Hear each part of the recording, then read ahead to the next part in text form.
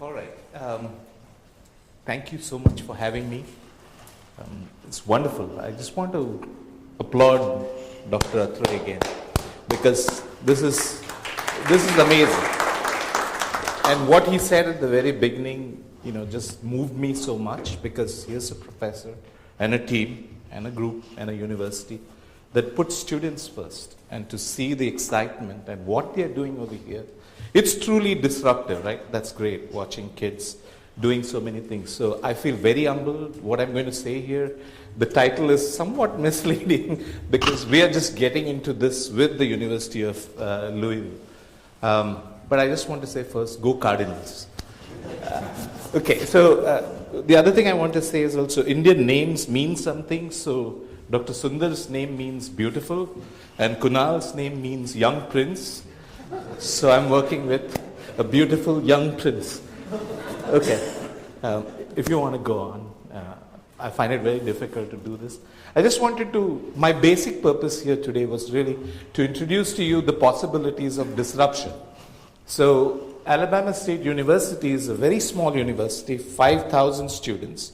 It's a historically black college and university, which is a completely different environment. For those of us who come from somewhat more research intensive and privileged backgrounds, I'm honored to be able to touch the lives of those students who come from very underprivileged and I would say sometimes very difficult backgrounds. Just as an example, one of the students came to me with an excuse for not attending the exam, and I was about to get upset, but then she told me she had to go to prison to visit her father.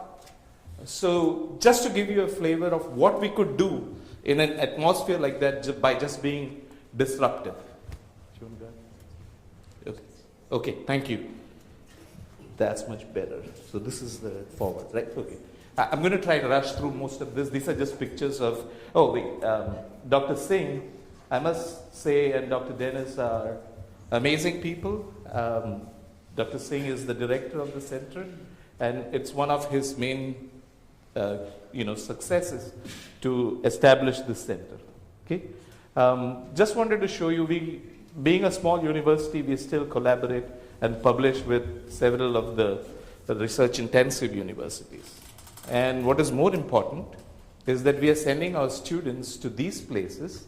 They get the research experience and then come back, and they do so many wonderful things. And they are out there now in the USDA, they are out in NIH, they are out in all the places where there are also some regulatory components, and they also act as role models for the ones coming after them. So this is wonderful. We also have plenty of international collaborations. Argentina is a big one, India of course.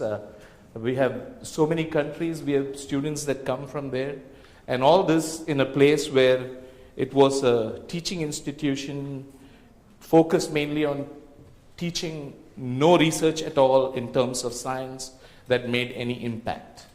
So the center was established in 2007, and at the same time we had ASU's 2020 vision, which changed and emphasized research, and we started this CREST Center with multi-year funding from NSF. We were able to get about 5 million over 5 years, and we had a second cycle. We are ending the second cycle, and now we are trying to get a third cycle of funding, and that's where Louisville will play a key role with bioprinting.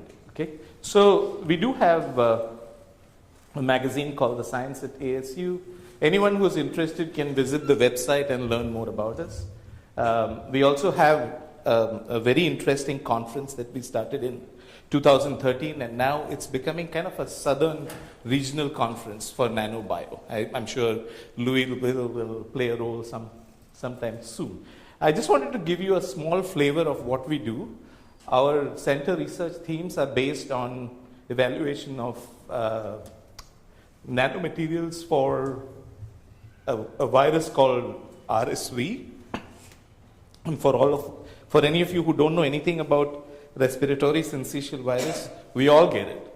We just don't know we have it. Some of us get more sick with it, but most of the kids born in the hospitals are, exposed to that virus. Then The second one is what I do. I am a bacteriologist, so we have nanobiomaterials to try and prevent bacterial infections. And the third one is very interesting. We are developing vaccines and immunomodulatory agents for chlamydia.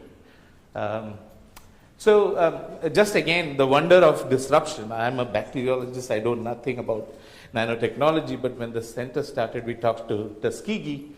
They were trying to do something for the military where they wanted to make garments where the soldiers could wear it for a longer time, and they wanted some material which would prevent them from getting bacterial infections because they can't wash these garments so long. So they developed this method of putting silver on carbon nanotubes. And we were talking, and so I said, hey, maybe we can use this to prevent bacterial infections. So we did. I just wanted to show you the nice pictures using AFM, and some of these are done by Jerry Willing over here. So we collaborate with Louisville since then. So you can see over here, and I don't know, this pointer. Oops, I don't know what I did. Okay, I'll try to use my hand. If you can see right here, you can see the little dots. That's the silver on that carbon nanotube. And what this did, I can show you. One of the problems with nanotubes, they are toxic, so we pegylated them. And again, Dr. Kunal has given us some good AFM pictures. I didn't bring it along, but we published this, and this makes them safer. So the carbon nanotubes become safer. And you can see what they do to the bacteria, right? So here's the healthy bacteria over here. Here's what the bacteria look like after you expose them to the nanotubes, right? So I'm going to rush through this if I can. Yeah, and this is the electron microscopy of the same thing. You can see happy bacteria on this panel. They look really good, and then you can see how they look. You know, they're all empty, disrupted, killed. And if anybody wants to see more of this, I'm here for a couple of days. And, yeah. And then just to show you what it does to the cells, right? So here's the regular carbon nanotubes with the silver. It destroys the cells. These are the healthy cells. But these are the pegylated carbon nanotubes, and you can see they're very comparable to the normal cells. Okay. This is just technical data showing that, you know, we have some peptides as well, which we are testing against bacteria. They are very low concentrations, and now we are trying to use these peptides along with the silver carbon nanotubes to fight the bacteria. Again, you can see left-hand panel, everything that's healthy on the top, and then you can see the bacteria being killed at the bottom. So this is very interesting. It's the functionalization of those carbon nanotubes with the peptide, and you can see over here the peptide is actually attached to the carbon nanotube. So we are planning to use some of this technology along with Dr. Karte's group and Dr. Athre's group to do some of the things that we plan to do. Okay, I'll just skip through some of this, but I did want to show you this picture because I think this is the first time in the world that someone has a picture like this, which shows the gold nanoparticles surrounding the respiratory syncytial virus. So what it does is it, surrounds those virus particles and kills them. And then these pictures are from Louisville, so Jerry Willing's lab. And then again, you can see this picture where the cells which are treated with the gold look very, very healthy as compared to the cells which are affected with the virus without the gold treatment. Okay, so now brings me to 2 minutes of what I wanted to talk here. Again, I don't have any experience in bioprinting, but talk about disruption. Maybe I'm going to be a kid again in the candy store and learn a lot about bioprinting in the next few years. So what we are trying to do essentially is work on this particular organ. It's the largest organ in the body. As you can see, it's so complex. It's got blood vessels, all kinds of receptors. It's got keratinocytes, the whole thing. Our goal is to do something here with this skin, try to grow it, using scaffolds. So you can see another problem with the skin is that, when you look at complexions, there are so many different skin pigmentations, all these appendages. But you have people who suffer from burns. So here's how deep a burn can go. First degree is on the top. Second degree goes to the dermal layers, and the third degree goes all the way down to the tissues.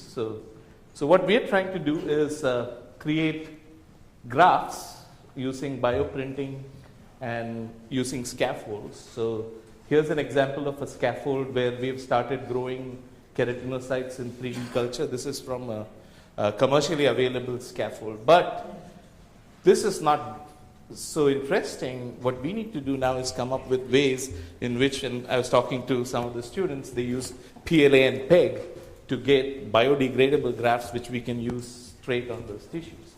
The interesting thing is we coated those grafts with antibacterial agents, the silver-coated carbon nanotubes. Here you can see the keratinocytes which are grown with those nanotubes are healthy, but then the ones which are grown without them, you can see all those little tiny bacteria growing in there. So who knows, maybe we'll come up with a Band-Aid which has got something on the top which prevents the bacteria from infecting the tissue underneath. So I just picked something from this group at the University of Texas to show you that you can print organs on demand, and the kinds of printers you use, inject, micro extrusion, laser, and I guess I'll learn more about it over here. And so what are we doing now? That's why I'm here. Dr. Atre was so kind, he came to Alabama State and presented his work, and we all got so excited. Amazing. So we are here looking for experts in bioprinting. We want to design unique bio-inks which can probably get you all the layers of the skin. We're trying to make bioprinting of biodegradable, non-toxic scaffolds. We're looking for industry partners. The business incubator is a great model. We're looking for academic partners and government partners. And again, the ultimate goal is to develop fully functional artificial skin. So this will be amazing for our soldiers and people who get injured so often. I must acknowledge the granting agencies without which this would not be possible, all our collaborators, people who make this possible. Without this, we can't do much. Very efficient people. And what really makes it happen, all our students, and I must point out this guy because I think Dr. Kate knows him. This is Dr. Atul. He's my postdoc, and he's been able to do a lot with in the short time, and we're about to submit a paper with this tissue work that we've done. So thank you.